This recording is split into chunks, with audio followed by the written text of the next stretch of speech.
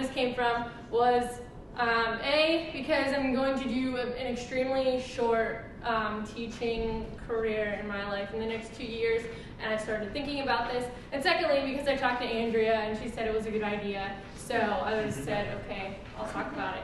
So the title of my presentation is The Education Gap in America and How It Affects YOU, so all of you guys.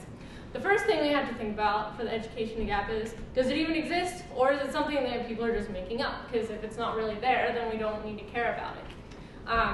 Yes, it does exist. It's existed since roughly the 1970s. That's when we first saw the United States begin to decline as a world power compared to other systems of education. So these graphs, they're small, you probably can't read them, but the main thing to take away with these graphs are these gaps right here.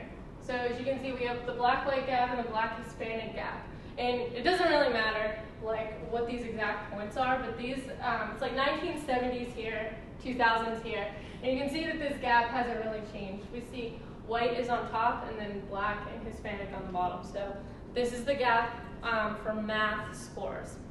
These scores come from standardized testing, and then here you can see the reading scores, the gap still exists. These scores were taken in age 9, 13, and 17, so they're consistent with age, is what this is trying to say. If you go to a public high school in America, then you have to take standardized tests. For me, it was the PSSA. And yeah, you guys are nodding, you know what the PSSA is. In each state, it's different. But basically what happens is you have to pass your standardized tests.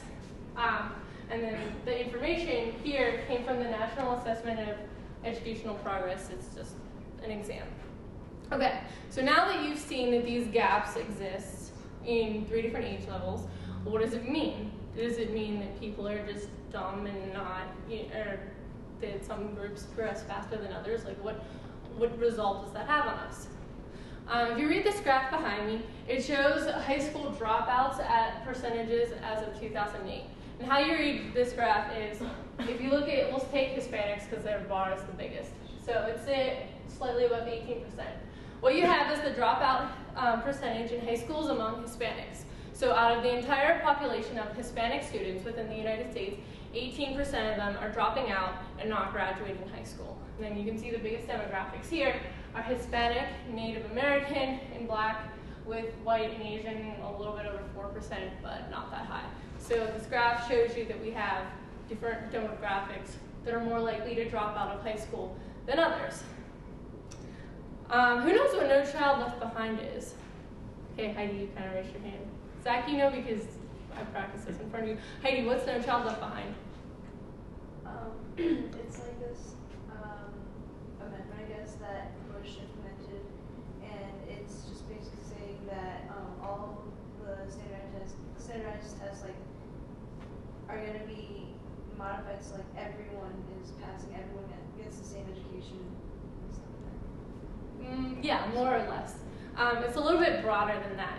This paragraph, I got it from like Wikipedia or something, but it tells you what No Child Left Behind is. Basically, it's like if you're a school that receives federal funding, then you have to go through standardized testing. And everyone has to pass these tests in order to graduate and get a high school diploma. So from this, we see a few things happening. If people aren't passing the tests and the educational material is too difficult, then we see them dropping out, as indicated by the bar graph that I showed you earlier. Or if they don't pass the test but they still remain in the school system, then we see them getting held back. The problem is, if you start holding back people more, the public schools, most of them anyway, or a lot of them, don't have enough money to keep holding people back, because for every person that's in each grade year, it costs schools money to keep them there, and they don't have the funding to do that. So rather than keep a person in the school system, they pass them, and then they graduate, but they're not really meeting these requirements. So that's some of the criticisms of No Child Left Behind. Obama has stated that he wants to change it in his State of the Union address, but we'll see if that happens. So we talked about dropouts, we talked about the education gap, so now we're going to talk about how it affects you guys.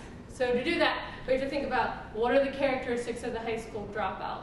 If you've been going to market talks, you know that we sort of have been talking about the value of an American education and the value of a master's degree versus a bachelor's degree, and how if you want to get a better job, you now need a better quality of degree in order to do so.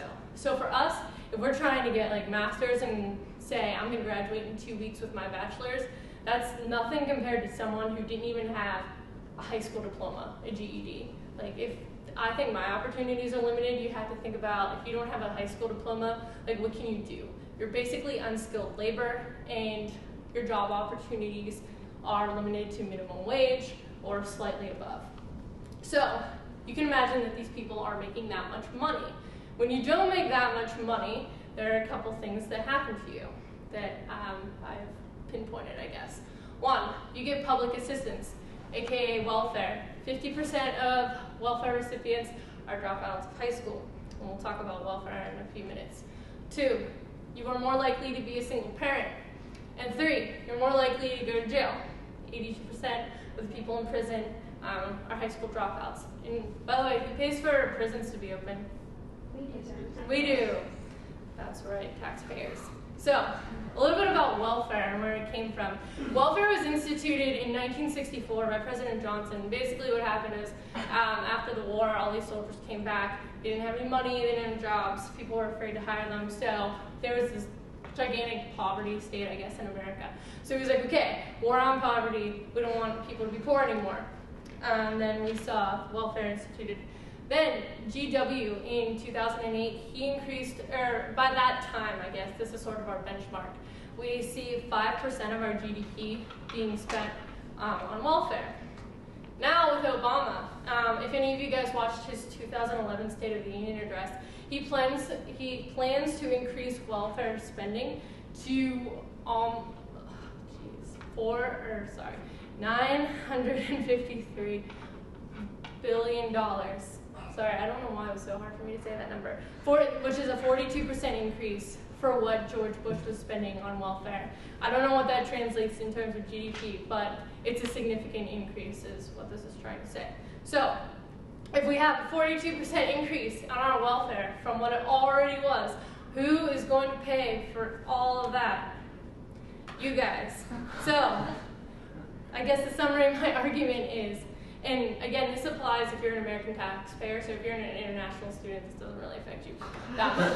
But, yeah, but if you are paying taxes in America, the taxes that you're paying, it's going to fund some of this. It's going to fund the education gap for people who are unskilled labor, for people who are unemployed, who can't get jobs, not because they're not capable, but because they didn't complete high school, because they dropped out, because we have this large educational gap in our country, while other countries' education systems are getting better.